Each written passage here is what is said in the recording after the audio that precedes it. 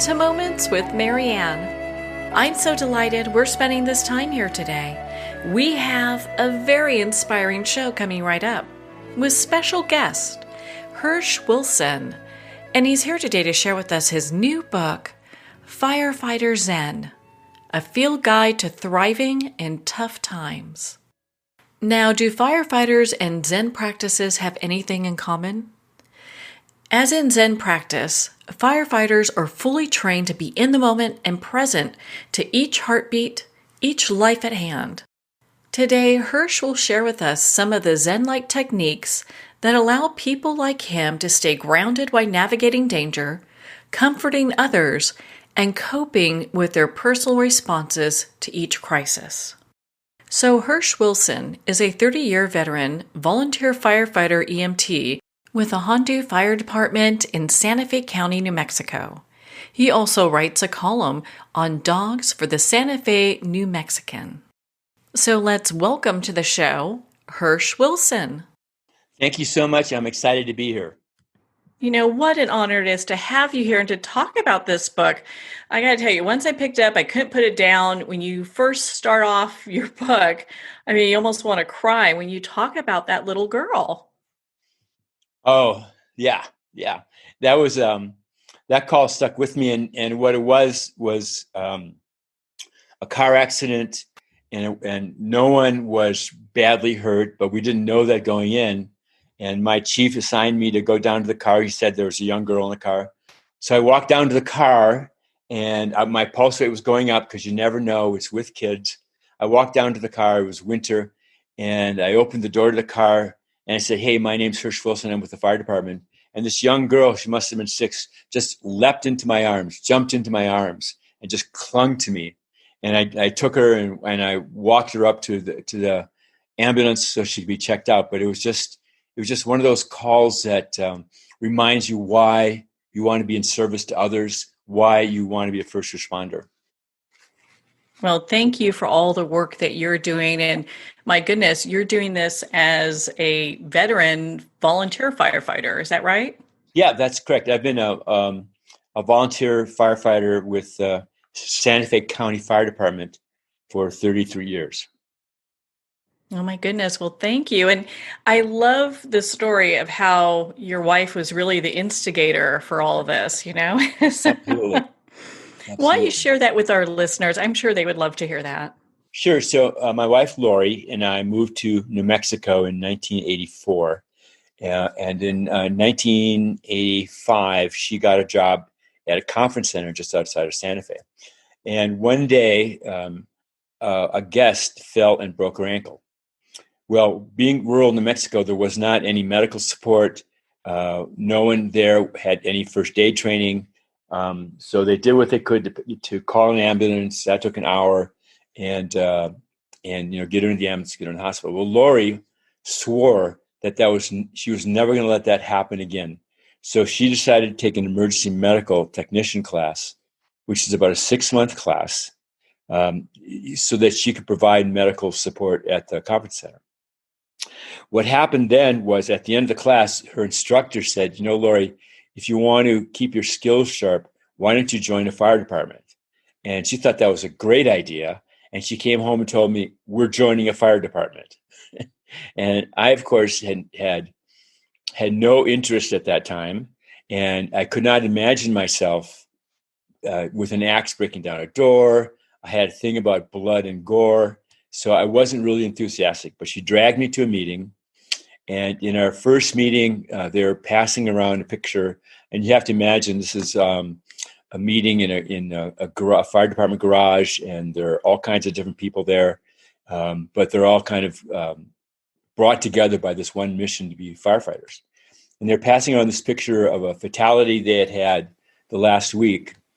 And picture came around and Lori just thought it was really interesting. I looked at it, almost passed out, kept me interested. And after about 2 months of going to trainings, I really fell in love with it and kind of knew that this is the thing that was missing from my life in terms of being in service to others. So that's how it all began. So, at what point did you see that there is a correlation between Zen and firefighting? Because I think for a lot of people, that might be something that they have a hard time bringing together. Oh, of course. And it took me a while to understand, but I think of it this way. I think of Zen and being a firefighter as different roads to the same conclusion and same consequences. Um, Firefighting very quickly teaches you the fragility of life. It teaches you that death is at the end for all of us. It teaches you that stuff happens. And I think right now with the pandemic is a great example of that. We act often under the illusion that we're safe, that life just goes on, that there are no tragedies. We're taught by our culture that life is about youth and about plans and about getting things done. When in reality, life is full of tragedy. We're just experiencing it now on a global level, but on an individual level, the kind of heartbeat of the universe is that life is hard, life is difficult, and I think it takes you to the same point that Zen takes you. And Buddha said life is suffering. And I think you learn that as a firefighter. And then you learn, so once you strip away all those illusions of life is supposed to be comfortable, life is supposed to be this, life is supposed to be that, and you realize that life is about suffering, and life, secondly, is about service. That where we find true joy, not happiness. I mean, happiness is like getting a new car, right? But and that happiness lasts for a couple of weeks, and then you have a French fries in the back of your car. And in our case, we did French fries and soccer socks in the back of our car. But you realize that true joy comes from serving others, from taking care of others, being in service to the world. And I think that's where Zen and firefighting meet.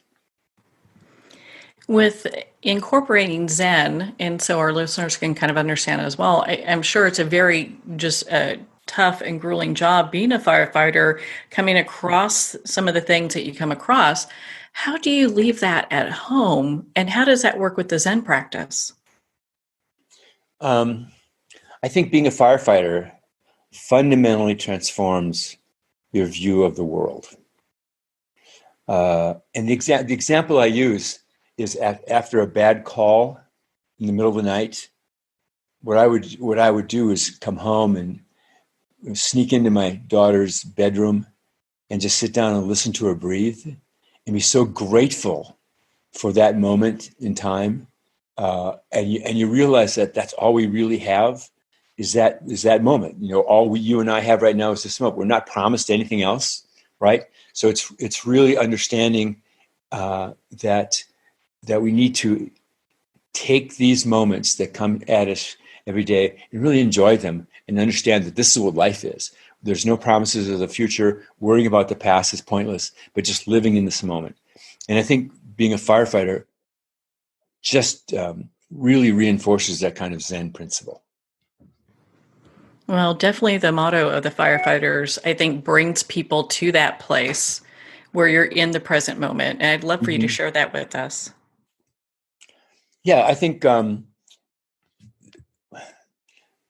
when you go to a fire or a car accident or a medical call, you walk into that, and that's all there is that moment, right? Everything else is gone, and you're just extremely focused, usually on helping somebody else who's in pain, who's suffering, or is watching their house burn down. And it's just an interesting feeling because most of us during our daily life, we have this kind of narrative going inside of our heads of things from the past, things from the future. It's like we all have a little bit of attention deficit syndrome. But when you're a firefighter, you get extremely focused in the moment.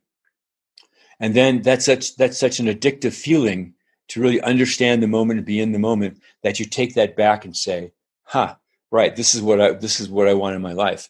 How do you do that? I mean, I think of bringing that practice into my daily life every morning, just in a kind of a mindful walk with my dogs, where I can just be in that moment. And my dogs, just kind of a sidebar, but my dogs have taught me mindfulness. I mean, because they're so focused in the moment, they're so focused in every smell, every movement, every blade of grass, and it has always taught me to be that way, and to use mornings to really kind of remind myself of that mindful approach.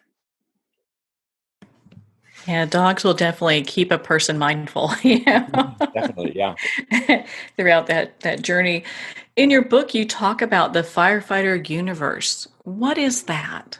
Sure. The firefighter universe, we think of it as a couple things. I mean, there are a couple things. It's first of all, that we understand in the firefighter universe that life is short, our time here is temporary, and that's all there is, right?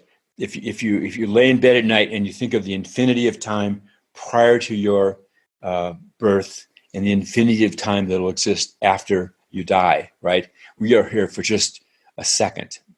Second principle is that stuff happens. You know, we are masters of the fact as firefighters that stuff happens. You can have a plan for the day, you can have your calendar organized, but at any point in the day, stuff can happen. You clutch your chest and fall down in a Starbucks with a heart attack.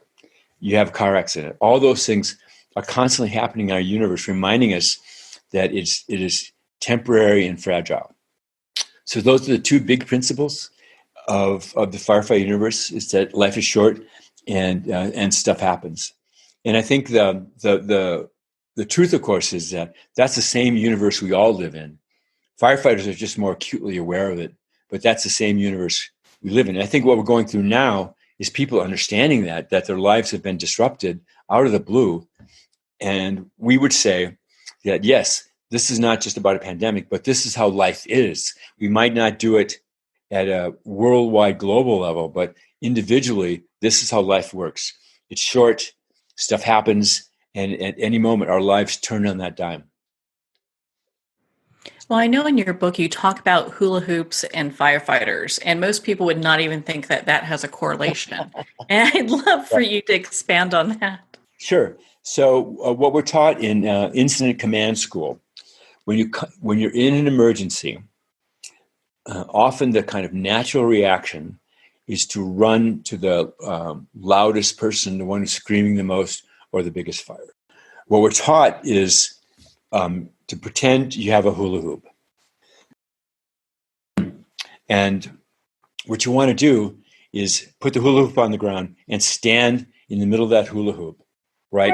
No matter who's screaming, no matter who's yelling at you, no matter what's going on, stand and see what's actually going on, right? Someone's got to think about and see the big picture. And the way that works in our lives is when stuff happens, we sometimes panic, we get excited, we don't know what we're doing, and we don't take that moment to kind of stand inside the mental hula hoop and ask ourselves the question, what's really happening? In the fire service, we're taught after we do that to do what we call a 360, which means walking around. If a building's on fire, to walk around the entire building, see the entire scene, understand what's going on before we take action. And that way we don't make all kinds of mistakes later on. So it's taking that time in the middle of an emergency, in the middle of a crisis, to really stop, pause, think, see what's going on. And I think about that. A common example is you get a cancer diagnosis, right? And your immediate reaction often is to panic. And the hard thing to do is just step back, think, listen to the doctor, get the big picture, and not just immediately emotionally react, but to think through what it really means. Is using that perspective, the firefighter perspective, a way that would really benefit people that are going through difficult times and just maybe unforeseen circumstances like you're talking about, like cancer? I think so. And the way we think about it and the way we're trained to think about it is if you look at things that happen to you on a daily basis, the negative things that happen to you. And the way our brain works is that often we'll take something that's relatively minor and we'll blow it up into a tragedy. And the example I use is like being stuck in traffic. So you're going to a meeting, you're stuck in traffic, and the way our brain works is, I'm going to be late. If I'm late, my boss is going to be mad. If my boss is mad, he's going to give me a negative report. He'll probably fire me. I'm going to end up, I'm going to go home. My husband or wife is going to divorce me. I'm going to end up on the street homeless, right? And our brain does that in like 5 or 6 seconds if we don't intervene. So what we're taught on the fire service, and I think the key point is 95% of the 911 calls we go on are not true emergencies. They're not emergencies. But sometimes our brains will hijack our thinking and call it an emergency. So someone falls down the stairs, it's a sick call. If it's not an immediate life threat or a house burning down, firefighters don't consider that an emergency. So we had to build another language. How do we describe those calls? And I use the word, and it's my mantra, and the mantra is inconvenience. So when I start getting ramped up, a 911 page goes off, and you can hear sirens ramping up in the distance. You say, is this call a true emergency or is it an inconvenience? And we find out that most of the calls we respond to are not emergencies, they're inconveniences. Now you take that to our lives, and it's the same approach. 95% of the negative stuff that we encounter every day is not a true emergency. It's not a life threat. Your house is not burning down. It's merely an inconvenience. And if we can say to ourselves, this is just an inconvenience, then we don't get ramped up, we don't get adrenalized, we don't panic, and then we're better able to solve the problem, whatever that problem might be. So I think the ability to discipline our thinking and always ask the question, if you're stuck in traffic, you're stuck in an elevator, right? The copy machine doesn't work, your kid comes home with a bad report card, and ask yourself, is this a tragedy or is this merely an inconvenience? And I think if you do that, you'll find out that most of the stuff that we come across in life are inconveniences rather than tragedies. You know, how true is that? I mean, because it seems like most of us have one bucket for all this is like emergency tragedies when it's really, it could be inconveniences. It could be, well, things didn't really go my way, or this isn't what I planned for, but those are challenges definitely I can get around. Absolutely. Absolutely. And it starts with really discipline your thinking and not letting your thinking, when something happens, not let your thinking run away with you. It's really taking the time, like, again, in that hula hoop, asking yourself, is this an emergency? Do I need to do something right away, or is this simply an inconvenience? Okay, I'm going to put you on the hot seat a little bit here because I know you suggest that we should invite in more difficulties into our lives. So right. Why in the world would we do that? I think it's a fun topic for me. So first of all, we take as a premise that no matter who you are, no matter how comfortable your life is, tragedy will come into your life. There is no escaping that. That's the one promise the universe makes, is that we all experience tragedy. Now, given that as a premise, our culture teaches us that what's important is comfort, what's important is ease, what's important is money, yada, yada, yada, yada, right? So sometimes we kind of drift away from kind of the fundamental truths of life. And then when something bad happens, we're not prepared. And I think about my grandparents here, and I think a lot of people have done this in the pandemic. Both my grandmother and my grandfather were born in the beginning of in 1900. So they went through the First World War. They went through the flu epidemic of 1918 and 19. They went through the Great Depression. They went through the Second World War. They went through the Vietnam War, and so on and so on and so on. And you see that their life was hard, right? And they were very resilient people.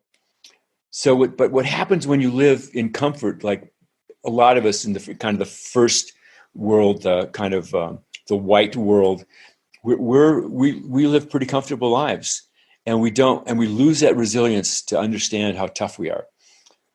So to counter that, what I teach and talk about a lot is that we need to invite toughness in our lives. We need to do things that are hard. We need to do things that are hard, whether they're physically hard or whether they're mentally hard and challenging, to give ourselves the confidence and to understand that we're highly resilient people. One of the things that always kind of irritated me was, they spoke of the greatest generation, the World War II generation, and I believe, I mean, they were amazing. What they went through and what they did were amazing. But that's inside all of us. That ability to be the greatest generation is inside all of us. But we're not called out to do it. But we need to work on that muscle. We need to build that muscle to understand that we are tough, we're resilient, we have a lot of grit. But if we just kind of go on our normal lives and are addicted to the idea of comfort, we'll never learn that. Isn't that the truth? I think a lot of people really haven't had the opportunity to kind of test the mettle of who they are, Exactly. because we've been so comfortable. And, maybe it's time to kind of reassess things and look at things differently.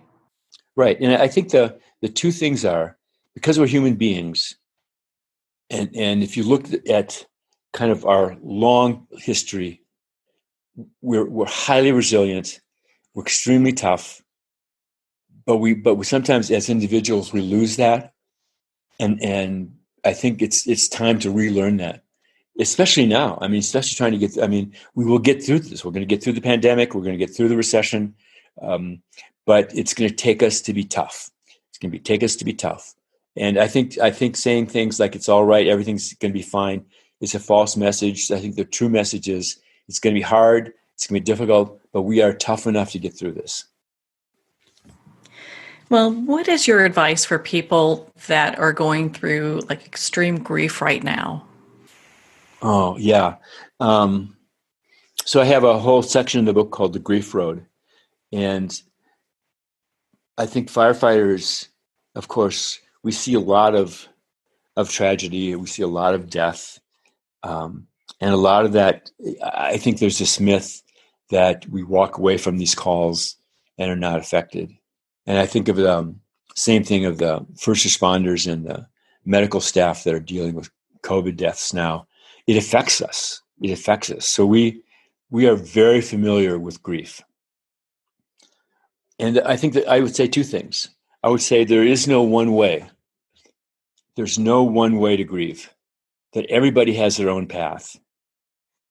And I think sometimes we think that there's the Kubler-Ross, the 5 steps or the 6 steps of grief. And I've learned that just is not true, that everybody has their own path in grieving.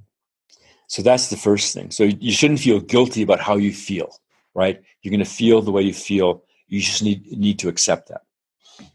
I think the second thing that's important that I've learned over and over and over again, my example is once after a really bad call, we had a fire department meeting the next morning to talk about the call. And this one firefighter stood up and said, the next few months are going to suck. And there's such wisdom there because he was acknowledging the fact that we are all in pain. And what grief really is pain. And we were going through pain. And we knew that there would be nights of no sleep, there'd be nightmares, there'd be that kind of detached feeling from life where you're kind of walking in a fog. But the other important part of his message was it was just going to be a few months, that we'd get through this, and the key thing is that we're not going to go back to the way it was. We're not going to recover in the sense of being the way we were. We'll be changed, we'll be different, but we will get through this and we will be whole again. We will incorporate what happened into ourselves, but we will be whole. And I think that's what I've learned about grief. Through all of your time as a firefighter, what do you think are some of the most important lessons that have really stood out for you? I think a couple. I think when you start as a firefighter, you're kind of addicted to the adrenaline, the excitement, the lights and sirens, and all that attendant stuff. I think after a while that fades, and after a while, and you learn that what motivates good first responders is their desire to help people, their desire to be in service. And if you look at all the great religious traditions, being in service to others is kind of embedded in every of the major religions. And I think as a firefighter, you learn that's a very powerful feeling, and it's very addictive to be in service to others. I think the other thing that you learn is that you're strong enough and tough enough to endure lots of things that if you're not a firefighter, you think I could never do that. But you learn you can. So you learn you're tough. You learn that in service to others, you can get through a lot, and you can be incredibly helpful. So those are the two kind of major themes: being in service to others and learning that we are tough enough to get through really hard things. Well, you talk about toughness in your book. Why is that so important? Well, it's like I said. I think especially in the last 50 years, right?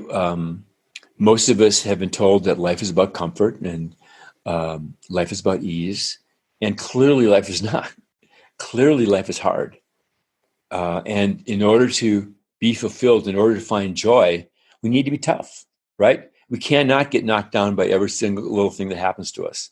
And from a firefighter point of view, if you really think about today, everybody in my family is alive. Today, it is a beautiful day. I'm going to enjoy it, and hold on to that thought, and to realize that getting that all the bad things that can happen to us are not that sometimes that significant in the sense of like I'm still alive, my family's alive. I might get fired, I might get a divorce. I might get sick, but I'm tough enough to get through all that kind of stuff. If we just focus on the fact that we're alive and well, and we can get through everything, but it needs us to step up to the plate about being tough. You also talk, and I think I have time for one more question here. You also talk in your book about kindness. Yeah. And how is that interwoven in your story? I think Robin Williams, before he died, said it best. He said that everybody has a story. Be kind. And boy, as a firefighter, you'll learn that. You learn that every time you turn a corner, every time you go to a call, there's somebody suffering. They might not talk about it. We're trained often, especially men, not to talk about pain and suffering. But everybody's got a story. Everybody has got something going on. And we often in our lives become blind to that. We're in our cars, we're driving down the highway, we don't see the homeless people, we don't really interact with people that much. But when you actually talk to people, you realize everybody's suffering, everybody's got a story. So our natural response, I think all of us, is to be kind, is to want to help. And I think about it. Our best strategy, I call it radical kindness, is given the fact that there's so much suffering in the world, is to first seek out opportunities to be kind. And that doesn't mean big things. It doesn't mean it means small things. Holding a door open for someone. It means letting somebody cut in front of you in traffic. All those little things that we can do every day to seek out opportunities to be kind. And then the second principle is to not take it personally when people don't reciprocate. If you hold the door open for someone and they don't say thank you, don't get upset. It's not about you, right? It's not about your ego. And the final point is, don't expect kindness back from the universe. It's not a tit for tat thing. It's about who we want to be in the world. And I choose to be as kind as I possibly can all the time. And that has been taught to me by firefighters for the last couple of decades, is watching firefighters be extraordinarily kind. And we talk about what firefighters are remembered for isn't the big red trucks and the flashing lights and burning or working on a house fire. It's how kind they are, and it's how they take the time to talk to people, how they take the time to shovel somebody's driveway. It's those kinds of things that people remember, and that's what I want to be remembered for too. Is that he was kind. Well, and isn't that one of the mottos of the firefighters too? Absolutely. Be brave, be kind, fight fires. I think that simply says it all, right? Yes. It does. Well, Hersch, where can our listeners connect with you and learn more about your book, Firefighter Zen, and be part of your community? Sure. I have a website, HerschWilson.com, HERSCH Wilson.com. And then I'm on Facebook at Hersch Wilson Author. Well, Hersch, thank you so much for taking the time to be on the show with us here today. Thank you so much. It was a pleasure. Well, thank you, Hersch. It has been such an honor to spend this time with you and to talk about your new book, Firefighter Zen. Firefighter Zen's available at Amazon, Barnes & Noble, and all indie retailers. And if you don't see it on the shelf, ask for them to order it. Also, Firefighter Zen's available on Kindle. If you'd like to connect with Hersch, you can at HerschWilson.com for more information. Well, we're at the end of our time today. I would like to thank everyone for tuning in. You're listening to Moments with Marianne. And remember, make every moment count.